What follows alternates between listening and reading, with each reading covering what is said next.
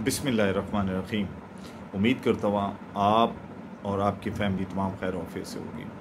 जैसा कि मैंने पिछली वीडियो में आपको बताया था कि इस वक्त सैलाब की तबाहकारियाँ बहुत हैं, लेकिन जो इलाके सैलाब से बच गए हैं, यानी कि जिनमें अल्लाह का करम रहा कि वहाँ के लोग महफूज हैं, लेकिन वो महंगाई से इतने ज़्यादा परेशान हैं क्योंकि रीज़न ये है कि रोज़ाना कोई ना कोई ऐसी चीज़, ऐसा फार्मूला अनाउंस कर दिया जाता है कि जो सार्फिन के लिए एक ख़तरे की घंटी बजाता है। नेपरा ने इजलास किया, जो कि निजी टीवी पे पूरा इसकी खबर है और जो कि मैं आपसे शेयर भी कर दूंगा। उसमें उन्होंने बताया कि नेपरा ने अक्टूबर, नवंबर, दिसंबर के लिए ₹3.39 तमाम बिजली कंपनियों के लिए अप्रूव कर दिए हैं, यानी कि वो पैसे ₹3.39 सार्फिन से अक्टूबर के बिल में, नवंबर के बिल में और दिसंबर के बिल में ऐड कर दिए जाएंगे, यानी कि आपको और हमें वो देने हैं। अब यहाँ पर सवाल ये पैदा होता है कि इस वक्त तकरीबन 60 या 70% पाकिस्तान सैलाब की जद में आया हुआ है।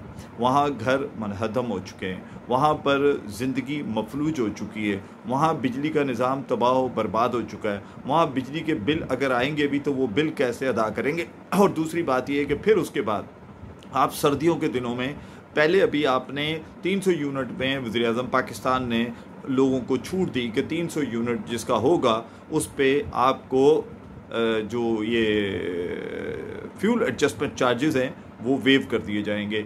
यहाँ एक ये ख़बर सुना दी जाती है, वहाँ नेपरा एक नई लोगों की कंपनियों की सुनकर और ₹3.39 उनके लिए अक्टूबर नवंबर के लिए तैयार कर लेता है कि जी ठीक है, इसको हम करते हैं और मिनिस्ट्री को भेज रहे हैं।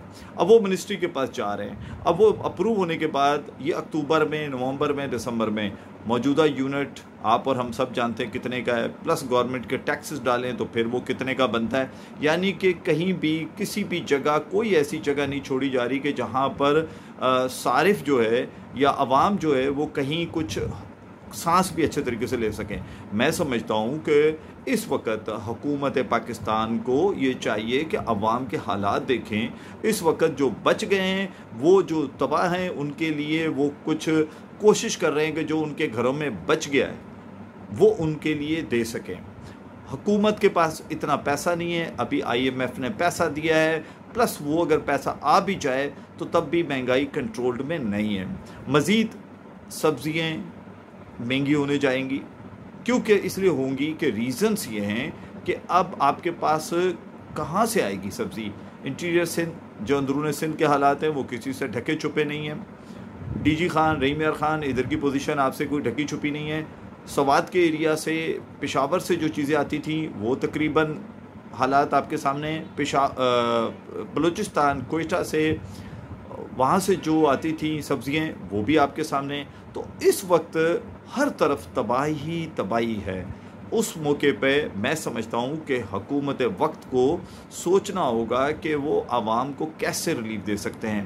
एनीवे, ये ₹3.39 अक्टूबर, नवंबर, दिसंबर में आ रहे हैं और मैं ये चाहूँगा कि आप ये जो हम वीडियो आप तक ला रहे हैं, आप इसे शेयर कीजिए ज़्यादा से ज़्यादा, ताकि आवाम को पता चल सके और कोशिश करे आवाम कि अपने यूनिट का इस्तेमाल कम करे तो शायद बचत हो जाए, वरना कहीं से कोई बचत नहीं।